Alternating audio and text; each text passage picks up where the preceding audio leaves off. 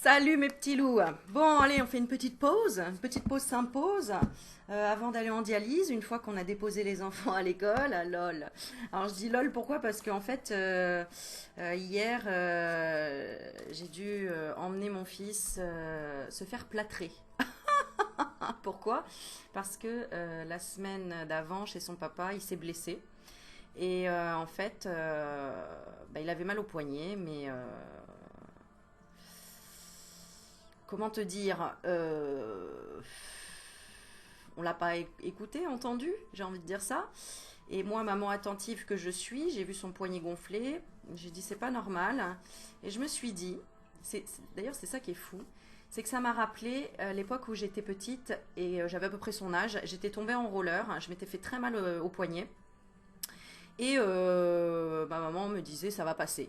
Et du coup, j'ai porté une écharpe pendant 3 semaines avec une douleur au poignet. C'était en CM2, ouais, voilà. Et mon fils est en sixième. Et c'était en CM2. Et du coup, mon prof, au bout de 3 semaines, qui était un prof très franc, très rentre-dedans, m'a dit bon, c'est terminé quand ta comédie là avec ton écharpe autour du bras. Et j'ai eu la honte de ma vie, entre guillemets, quoi. Je me suis dit, on croit que je fais la comédie et tout, c'est terrible parce que j'ai mal, mais voilà, j'avais confiance en ma mère qui me disait ça va se réparer, ça va aller ou ça va passer, quoi. Et en fait, en redisant à ma mère, écoute, ça va toujours pas, j'ai mal, etc., elle me dit bon, bah, on va aller faire une radio.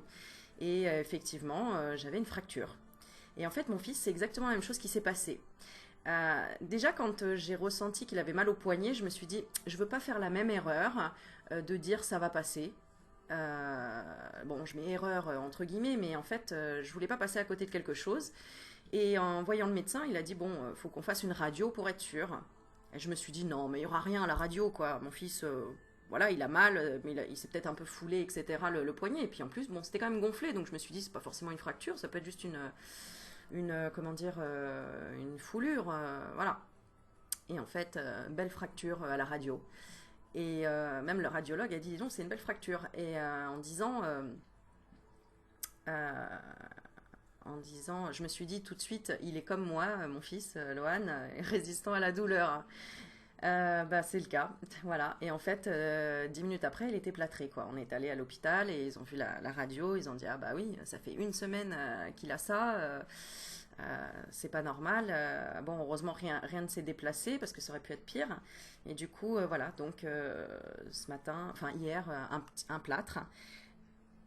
Voilà, on n'avait rien à faire de particulier. On est parti faire plâtrer mon fils. Non, mais c'est assez rigolo parce que quelque part, c'est comme si encore une fois, je réparais les injustices que moi j'ai ressenties étant jeune, qu'on n'entende pas ma douleur et que je la minimise parce que je croyais plus en mes parents qu'en ma propre souffrance en fait.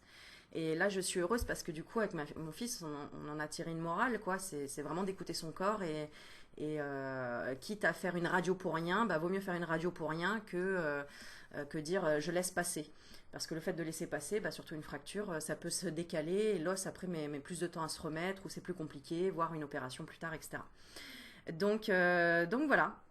Alors, la petite histoire aussi, je suis rentrée, j'avais pas de passe sanitaire, parce que j'ai pas de passe sanitaire, je veux pas me faire vacciner. Et puis en plus, j'ai envie de dire ma santé me le permet pas. J'ai envie de dire un peu ça, dans le sens où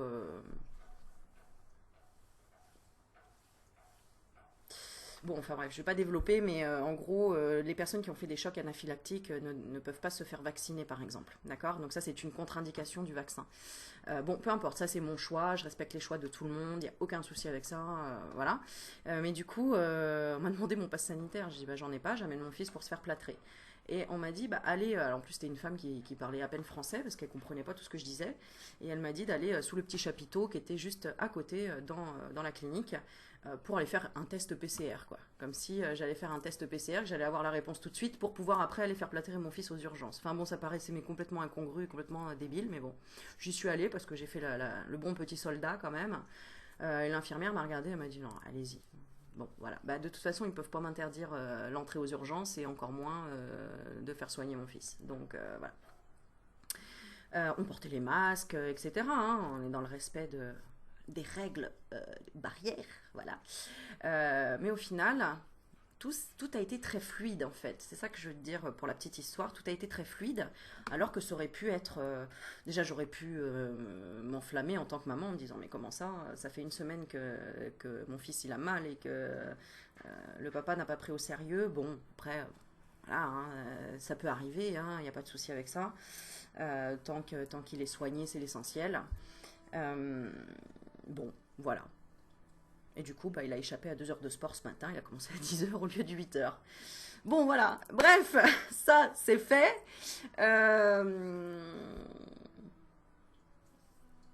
Qu'est-ce qu'on peut en conclure de ça?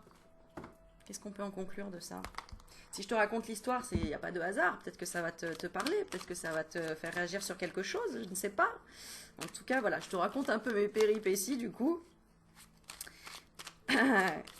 Pour te dire qu'on a toujours des trucs à faire. Ok, allez. Alors, qu'est-ce qu'on peut en conclure? Eh bien, on va voir. Je sais que ce que j'imagine de la situation n'est pas forcément vrai. J'apprends à me questionner et me dire, peut-être qu'il a fait ceci pour une raison, mais peut-être qu'il a fait cela pour une autre raison qui m'échappe. J'accepte de ne pas tout savoir. Je peux imaginer des raisons, tout en sachant que ce n'est que mon imagination. Ok. Par rapport à quoi?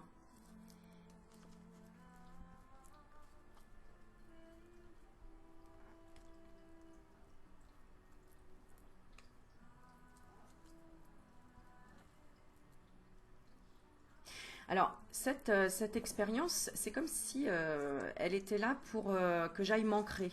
C'est ce qu'on me dit depuis tout à l'heure dans les cartes. Euh,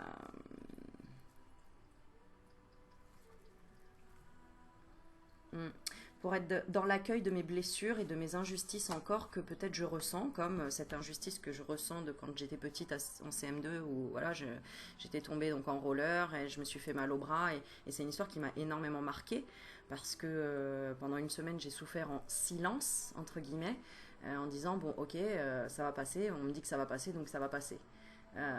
Mais en fait c'est vraiment pour te rappeler que quand tu as un problème ou mal quelque part, fais-le maintenant. Fais-le maintenant, quitte à payer des dépassements d'honoraires ou parce que bon moi c'est ce qui s'est passé, mais d'être vraiment, tu vois, dans l'amour inconditionnel de ce que tu ressens et d'aller jusqu'au bout en fait, pour dire ok, finalement.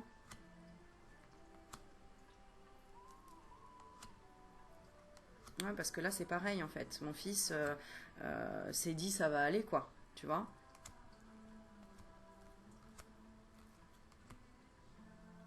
Pourquoi? Parce que bah, il sait pas ce que c'est une fracture. Et en fait, on ne sait pas ce que c'est. Peut-être que, je sais pas moi, on se dit, avant, quand on est enfant, qu'on n'a aucune blessure, rien, première fois qu'on a quelque chose, mon fils d'ailleurs m'a dit ah ouais, c'est cassé, ah ouais, je pensais pas quand même, parce que je pouvais quand même porter des choses, je pouvais quand même faire des choses. Peut-être que dans sa tête, il se disait une fracture, c'est vraiment, ça y est, on a le bras comme ça, on peut plus bouger, etc., etc. Donc tout ça, bah, c'est de l'apprentissage en fait aussi, hein. C'est apprendre ses propres limites euh, et ses propres sensations en fait, tout simplement. Donc quelque part, ça a été une opportunité de comprendre les choses, autant pour lui que pour moi. Bon, voilà. N'hésite pas à me dire en commentaire si toi tu as ressenti autre chose, parce que c'est vrai que moi quand je suis dans mes expériences à moi, c'est plus difficile d'avoir une vue de l'extérieur en fait. Bon voilà, la purification. Il pleut? Je crois que ça y est, il pleut. Je crois que c'est la purification. Alors, on est parti, on va faire un petit tirage avec l'oracle de la voix des âmes. Alors, qu'est-ce que nous avons à nous dire? Qu'est-ce qu'on a à nous dire? Allez, tu vas choisir une petite carte. Et on va parler de quoi? Allez, je vais regarder. Bah, je crois que c'est la purification. Hein. Je sais pas si tu entends la pluie. On est en train de purifier des choses liées aux engagements. L'engagement de se dire... parce que vraiment, personnellement, par rapport à cette histoire, je te jure, j'aurais jamais pensé qu'il avait une fracture. Mais, comme je me suis rappelé de mon histoire à moi quand j'étais jeune, et que ça s'est terminé par me dire que j'avais une fracture, moi aussi j'avais fait la même réflexion de mon fils en me disant, bah attends, ah ouais, je pensais que ça ferait plus mal que ça, une fracture. En fait, j'ai pas si mal que ça. J'ai mal, mais je peux supporter. Je pense qu'on a vraiment une grosse résistance dans la famille par rapport à la souffrance ou à la douleur. Et du coup, on est appelé à aller sur un engagement d'aller vraiment ne pas écouter son ego en fait qui dit non, c'est rien, tu vois, et d'écouter plutôt son cœur en disant non, il faut que j'aille me faire soigner, il faut que je m'écoute, il faut que j'aille voir, que j'aille jusqu'au bout en fait, peut-être. Et de se dire combien de temps j'ai attendu avant de... Ça fait combien de temps que j'ai mal? Ça fait combien de temps que ça dure? Alors, c'est peut-être sur une souffrance pour toi relationnelle, sentimentale, familiale ou physique. Mais pose-toi la question, ça fait combien de temps que j'attends? Ça fait combien de temps que tu attends et que tu as mal, quoi. Écoute, je sais pas. Je te dis ça comme ça. Là, voilà, je lâche complètement prise. Bon, bah, on me dit que c'est bien. Euh, c'est ça, hein, sur vraiment être réellement fidèle à soi-même, être droit, être loyal, sincère et intègre par rapport à l'énergie. Et effectivement, il était dans une énergie de rupture avant. Avant son poignet, il était dans une énergie un peu de rupture et il n'osait pas faire ses choix et dire ce qu'il ressentait vraiment, mon fils. Tu vois, on a la carte des secrets. Alors, moi je te parle de mon fils, mais peut-être que ça parle de ton enfant intérieur. Est-ce qu'il y a une fracture intérieure au niveau de ton enfant intérieur, quelque chose de difficile, une épreuve, ou quelque chose que tu n'as pas accepté, ou quelque chose en miroir avec moi par rapport à ta jeunesse, s'il y a quelque chose qui est arrivé à tes enfants récemment, est-ce que ça t'a pas rappelé quelque chose qui t'est arrivé à toi étant jeune? Tu vois, sur le fait que tu disais des bêtises ou tu disais, on doutait de toi en fait, on doutait de ce que tu pouvais ressentir ou dire. C'est terrible et c'est peut-être ça qui t'a déclenché le fait de lâcher prise sur certaines choses ou certaines passions ou certains médicaments.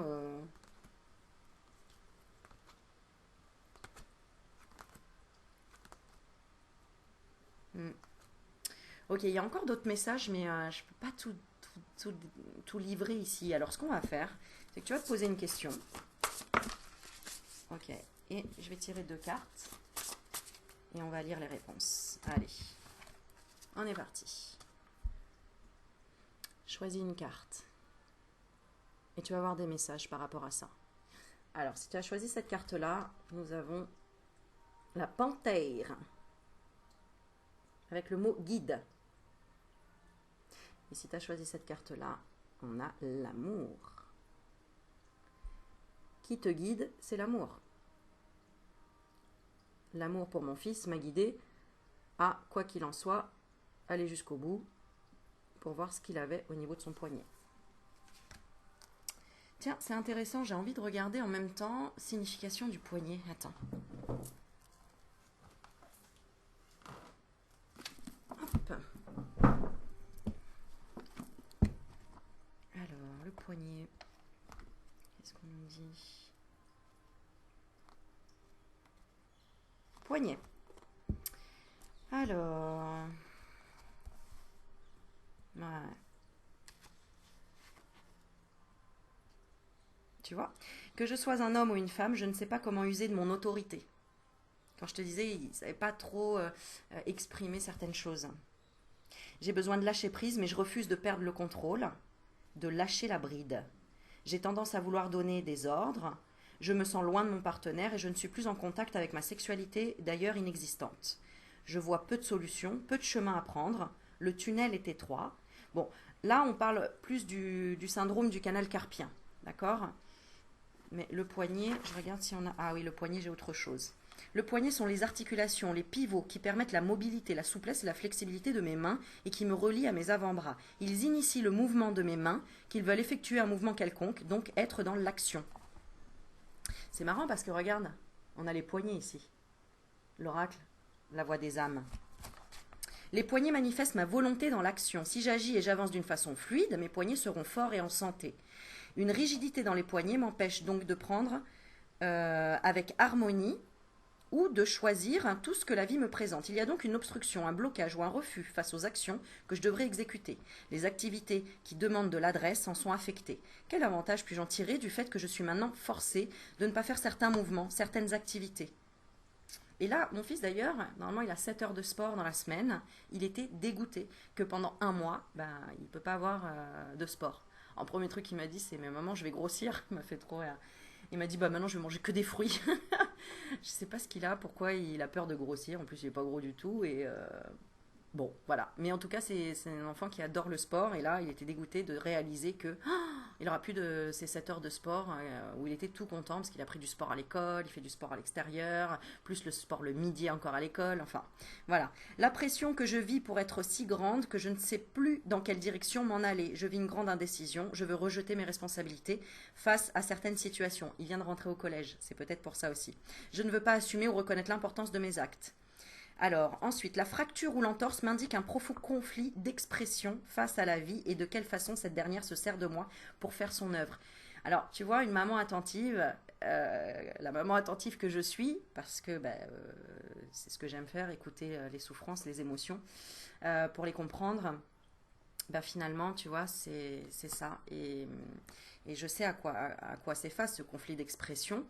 Mais du coup, on en avait déjà parlé avant, et là, tu vois, la fracture me ramène à l'ordre et me dit d'arrêter de me trouver des raisons pour me libérer de mes responsabilités. Je dois arrêter de blâmer les autres pour ma propre rigidité. Une affection au poignet me montre à quel point je suis influençable. Je peux résister à de nouvelles directions, à de nouvelles solutions ou tout simplement à ma propre créativité. Je me sens enchaînée, menottée dans une situation ou dans une relation et on m'empêche de dire quelque chose. Je dois m'immobiliser et ne plus bouger les mains. Voilà. Alors la solution pour ça, c'est, si ça vous parle, si vous avez déjà eu ça, si on te parle des poignets, j'accepte de réfléchir sur ces douleurs de manière à prendre conscience du fait qu'il me faut libérer ces énergies avec amour et confiance. C'est pour ça qu'on a la carte guide et amour. Car leur libre circulation me permet d'agir de façon constructive à travers ces actions. Je me fais confiance. Tu vois, quand je te disais c'était fluide après, avec moi, ça a été fluide. C'est exactement le mot qui m'est venu quand j'ai pris rendez-vous chez le médecin, qui était un rendez-vous pour autre chose, justement pour qu'il s'exprime sur certaines choses.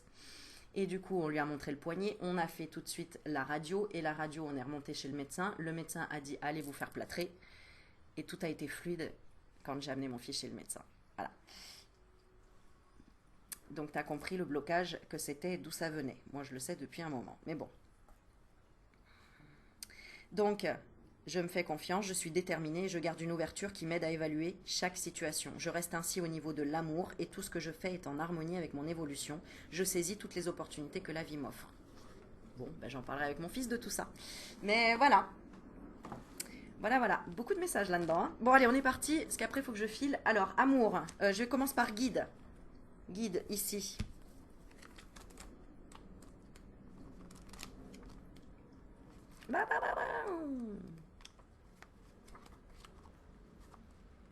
Et n'oublie pas que tout ce qu'on vit, ce ne sont que des expériences. Pour encore plus d'introspection. Et pour trouver des solutions aussi. Ton âme, tu es ton propre guide. En ce moment, tu peux avoir l'impression de ne pas avoir de réponse. Tu peux avoir l'impression que tes outils spirituels ou que la vie ne t'apportent pas les réponses dont tu as besoin. Ce n'est pas un hasard. Ce sont des messages forts et importants pour que tu puisses te rendre compte que tu es ton propre guide. Ce que j'ai fait avec mon fils, hein. J'ai pas demandé à droite à gauche. Fais-toi confiance. Et surtout, prends le temps de te connecter avec tes pensées et tes besoins. N'oublie pas que ton enfant représente ton enfant intérieur, pareil pour moi. Et surtout, prends le temps de te connecter avec tes pensées et tes besoins. En ce moment, tu peux te sentir vide. Tu peux même avoir l'impression que je suis partie, mais je suis toujours là. Mais tu as besoin d'espace. Tu as besoin de créer ton propre univers, ton propre cadre de référence et de te connecter à tes propres besoins pour les mettre en avant. Tu es ton propre guide. Tu peux le répéter plusieurs fois par jour pour en faire un mantra, pour l'intégrer et pour le ressentir au plus profond de toi. Alors tes guides te disent, tout dépend de toi. Tu peux avoir l'impression d'être dans une situation particulière, mais notre rôle actuellement est de ne pas du tout intervenir, que ce soit sous la forme de signes ou de messages. Tu n'es pas en danger. Tu ne vas pas prendre une mauvaise direction tu ne vas pas faire de mauvais choix. Tu es dans une énergie de libre arbitre très intense et tout dépend de toi. Tu es face à une feuille blanche et c'est toi qui décides de ce que tu vas écrire. Alors le conseil que l'on te donne, c'est de te connecter à la loi d'attraction. Visualise ce qui est important pour toi. Agis en lien avec ces visualisations. Concentre-toi sur ce qui te fait vibrer. C'est toi le créateur, toi et seulement toi. Voilà. Ensuite, la carte amour. Tu as tiré celle-ci. On est parti.